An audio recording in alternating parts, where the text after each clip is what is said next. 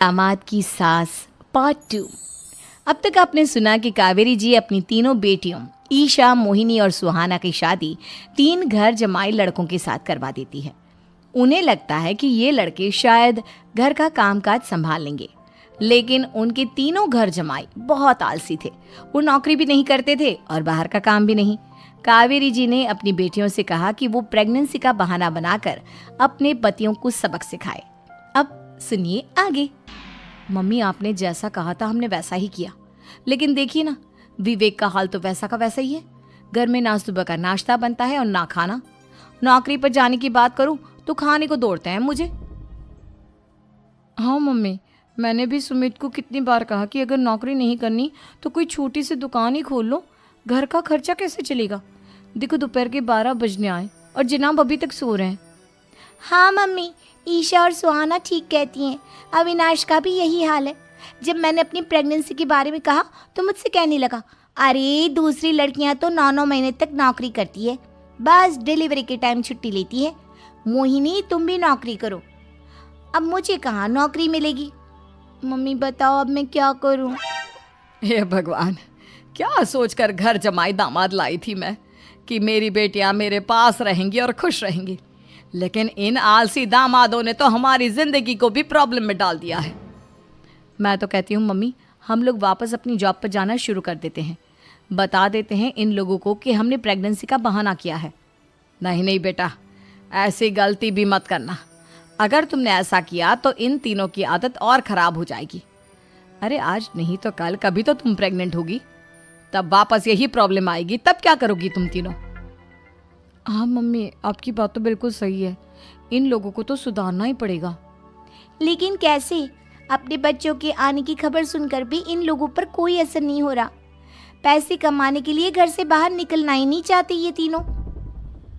अब मेरे दिमाग में एक प्लान आया है। तुम तीनों चिंता मत करो, उन तीनों को बुलाओ, फिर मैं बात करती हूँ। थोड़ी देर बाद कावेरी जी अपने तीनों दामादों को सामने बुलाकर अपनी बात कहना शुरू करती हैं। अविनाश, सुमित और विवेक, देखो बेटा, मैं ना तुम तीनों से बड़ा प्यार करती हूँ, इसीलिए तो तुम्हें घर जमाई बना कर रखा है मैंने। अरे मम्मी जी, सीधे सीधे कहिए ना, क्या बात है? प्यार तो हम भी आपको बहुत करते हैं। अरे मम्मी जी, आपकी इज्जत भी बहुत करते हैं। अरे भाई, आपके जैसी सास और कमाने वाली बीवी सबको मिलती है क्या?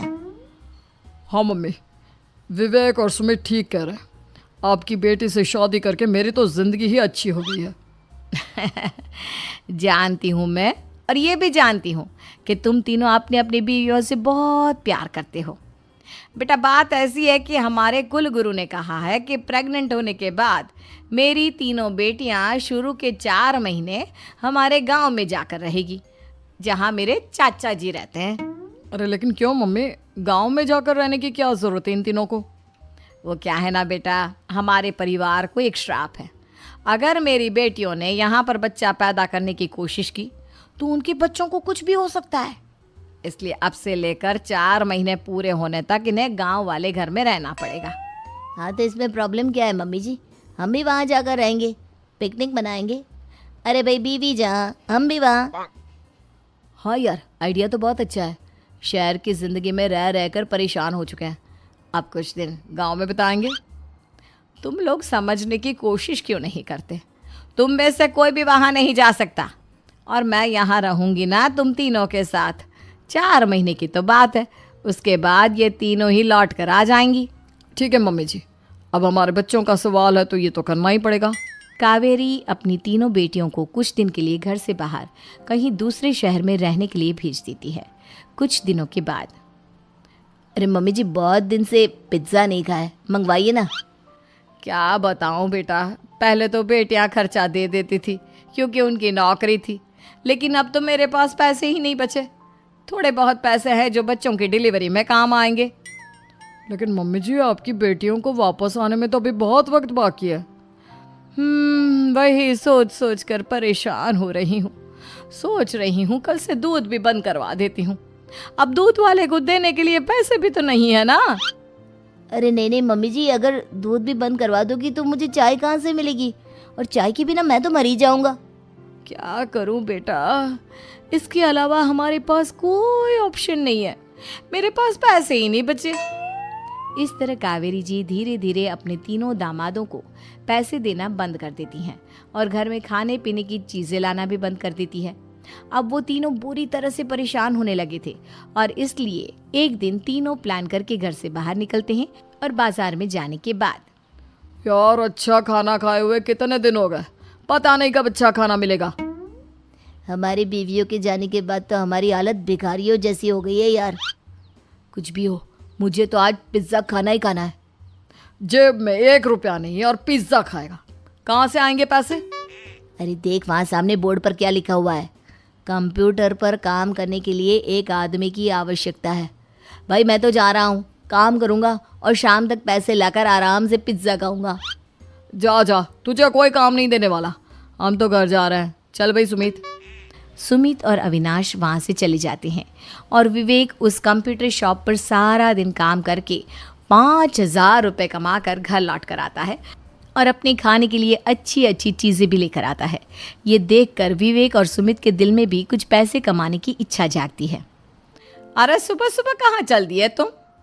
मम्मी जी एक बहुत अच्छी जगह मिली है, कंप्यूटर पर काम करने के 5,000 मिले थे कल मुझे। अगर रोज़ काम करूँगा तो पूरे 40,000 की तनख्वाह। अरे वाह, ये तो बहुत अच्छी बात है दामाद जी, आपको जाना ही चाहिए। सुमित और अविनाश विवेक को इस तरह तरक्की करते देखकर परेशान हो जाते हैं और वो दोनों भी काम की तलाश में निकल पड़ते हैं। धीरे धीरे उन दोनों को भी काम मिल जाता है। अब कावेरी के तीनों दामाद छोटी मोटी नौकरी करके अच्छा पैसा कमाने लगे थे। एक दिन कावेरी उन्हें अपने पास बुलाती हैं। अरे वाह, विवेक 40,000 कमा लेता है, अविनाश 60,000 और सुमित तुम भी 40,000 के आसपास कमा ही लेते हो। कुल मिलाकर तुम अच्छे खासे पैसे कमा रहे हो बेटा। हाँ मम्मी जी, बहुत मज़ा आता है जब महीने के एंड में मोटी रकम हाथ में आती है। पूछिए मत मम्मी जी, घर में रहकर रोटी बना बना कर और तो जैसा महसूस होने लगा था मुझे तो। हाँ बेटा, तुम तीनों की बात तो बिल्कुल ठीक है और जानते हो अब तुम तीनों की पत्नियां भी वापस लौट कर आने वाली है। लेकिन मम्मी जी अभी तो उन्हें गए सिर्फ 2 महीने हुए हैं, आपने तो कहा था वो 4 महीने के बाद लौट कर आएंगी। ऐसा कुछ नहीं है बेटा, मैं सिर्फ तुम तीनों को सबक सिखाना चाहती थी कि आदमी घर में बैठकर बीवी की कमाई खाता हुआ अच्छा नहीं लगता। इस दुनिया में हर इंसान को मेहनत करनी चाहिए, काम करना चाहिए, चाहे वो औरत हो या आदमी, ताकि अपने परिवार को संभाल सके। कावेरी की बात सुनकर उन तीनों को अपनी गलती का एहसास होता है और कावेरी उन्हें सच बता देती है कि ईशा, सुहाना और मोहिनी शहर में ही कहीं दूसरी जगह रह रहे थे। शाम के वक्त उन तीनों की पत्नियां लौट कर आ जाती है और कावेरी जी का परिवार एक खुशहाल परिवार की तरह रहने लगता है।